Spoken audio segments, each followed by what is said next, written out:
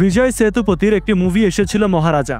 চীনে মুক্তি পাওয়ার পর থেকেই এই সিনেমার জন্য চীনের মানুষ কতটা অশ্রু ছড়িয়েছে তা থেকেই বোঝা যায় চীনের মানুষ এই মুভিটির জন্য কতটা আবেগপ্রবণ।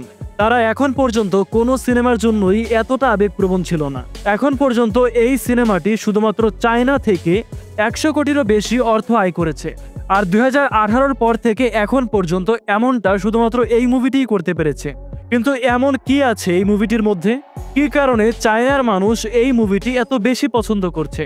এর আগে চায়নায় দাঙ্গাল মুভিটি অনেক বেশি আয় করেছিল, এরপরে সিক্রেট সুপারস্টার, আর এখন গিয়ে এই মহারাজা মুভিটি। চায়নায় বাবা মেয়ের সম্পর্কের উপর তৈরি মুভিগুলো অনেক বেশি টিকিট বিক্রি করতে সক্ষম হয়। দাঙ্গালে বাবা তার মেয়েদেরকে মোটিভেট করছিল, সিক্রেট সুপারস্টারে একজন অর্থোডক্স বাপকে দেখানো হয়েছিল, আর মহারাজা মুভিতে বাপ তার মেয়ের জন্য সবকিছু করতে রাজি ছিল। বাবা মেয়ের সম্পর্ককে চায়নার মানুষ অনেক বেশি পছন্দ করে। আপনার বাবার সঙ্গে আপনার সম্পর্ক কেমন? কমেন্টে লিখে জানাতে পারেন।